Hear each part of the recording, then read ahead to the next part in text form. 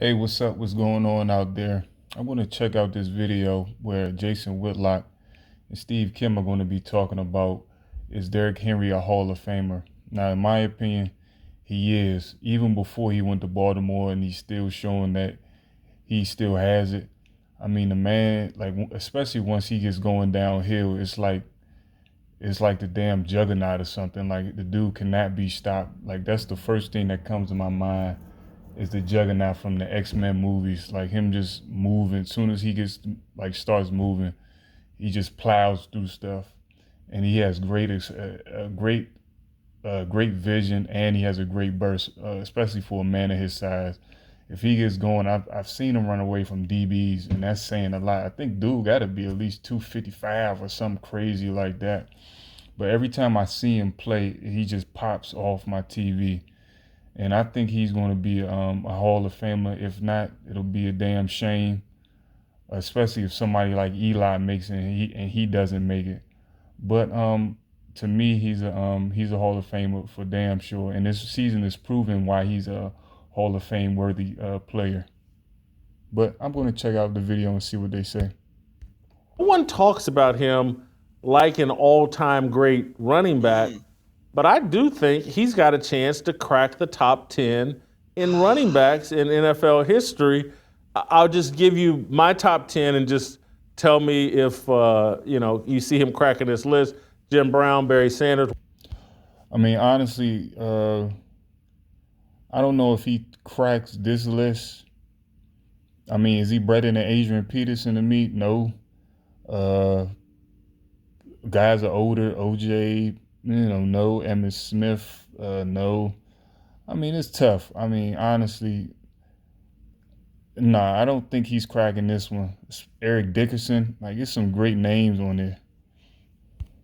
Walter Payton, Eric Dickerson, Earl Campbell, O.J. Simpson, Marshall Faulk, Emmitt Smith, LaDainian Tomlinson, and Adrian Peterson, with an honorable mention of Marcus Allen, Jerome Bettis, Curtis Martin, John Riggins. Do you see Derrick Henry headed towards that top 10? Hey, Jim, I'm just following up My fault about the commercials. I didn't know he was going to stick this one in there. about our call last week. Do you have any? Okay, so you had Earl Campbell in there, correct? Yes. That's not even Here's the- questionable. Here's the thing, though. At Earl Campbell's peak, he was the greatest wrecking ball in National Football League history. But when you look at the longevity and also the high peak of Henry, think about Earl Campbell. His rookie year, he was spectacular. And then 78 or 79, 80, 81, 82, 83. He really had 5 great years. And then by 1985, his body was worn down. In fact, he ended his career with Bum Phillips as a New Orleans Saint, and he retired after being chased down on a run where he fumbled the ball out of the end zone. So, look, Earl Campbell is spectacular. Yeah, to Steve Kim's point, like, they're a little bit older than me, so they've probably seen him play live. But I remember watching, highlights of him on ESPN Classic, and he had great vision, great balance, and was just tough. Like, his break tackles, like how he broke tackles was incredible. Like, I still remember the thing when his jersey was like halfway ripped off and he had a bunch of dudes hanging on him and he was still running.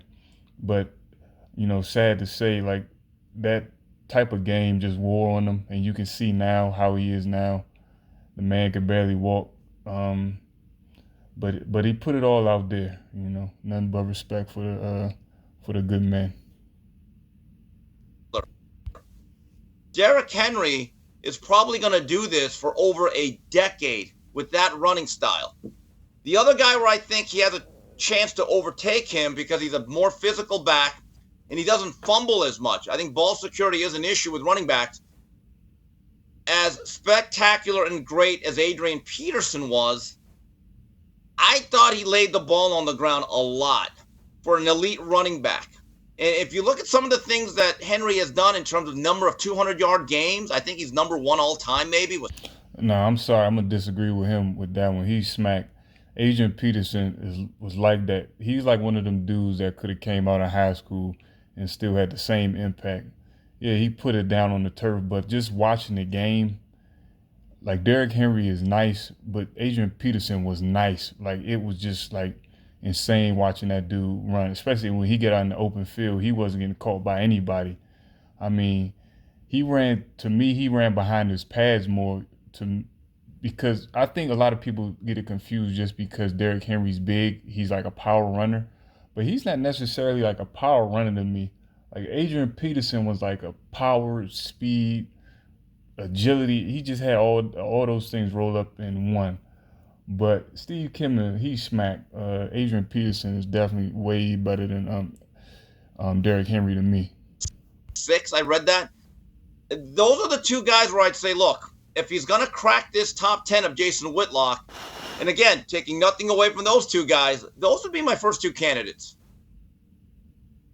Steve, how many Pro Bowls do you think Earl Campbell played in? Probably at least five or six, right? How many Pro Bowls do you think Derrick Henry has played in? Let me guess, 4 or 5. 4. Earl Campbell's played in 5. Anytime you make 5 Pro Bowls, I don't think longevity. Most running backs have 5 great seasons. He had 5 great seasons, where again, just more than just a human wrecking ball, a one-man offense, The slights at Earl Campbell, I don't like because. Honestly, Jason, I'm not slighting him. I'm making an argument because these are elite players.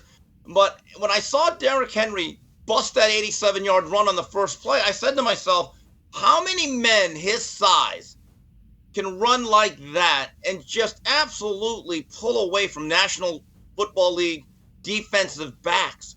And look, I know that's not Earl Campbell's game, and Earl Campbell broke some long runs early in his career. I don't know if Earl Campbell could ever gallop quite like that, Jason. I agree. O.J. Simpson played in 6 Pro Bowls, including 1 in the AFL. Earl Campbell, twice MVP runner-up, once MVP. That's a hard resume to beat at the running back position. And I bet you Adrian Peterson might be, Jim Brown obviously was MVP a few times. Yeah. Was Adrian Peterson MVP just once? Yeah, he had once, a 2,000-yard year. I do remember that. Yeah. In his 2,000-yard season, he was MVP. Anyway, Derrick Henry, Butter, you're a Tennessee Titans fan. Top 10 running back all time. I don't know yet. I could hear Mike Keith, though, last night making the call, but it was for the Ravens. Derrick Henry to the house. We saw that a lot here in Tennessee. You question whether you're a Tennessee person. You questioning King Henry as an all-time great running back. I mean, you're asking me. I'm telling you what I'm thinking. I don't know at this point. You have any homer in you at all? This is the man that put Tennessee on the map. It's one of the most exciting things to watch a guy that big get through the line and go to the house, but I don't know if he's top 10 yet. Jason, cow. First of all, what you just said is very disrespectful to Steve McNair and Eddie George. Okay, they put Tennessee Titans football on the map. And one more feather in the cap for the 22-wheeler. He did this with much of his career without a Pro Bowl quarterback. I was just about to say that again. To his credit, he was basically the offense for Tennessee for a very, very long time, damn near the whole time. Like they didn't have, I think it was Ryan Tannehill. He was a bum, but he was pretty much the whole offense. They didn't have anybody, and then turn around, Dallas didn't even want to sign him because Jerry said they didn't have any money. But that's another story. But I'm gonna end the video right there. That's my 1-2 on it. I think he's a phenomenal player, surefire Hall of Fame dude. But leave your commentary. Let me know what you think.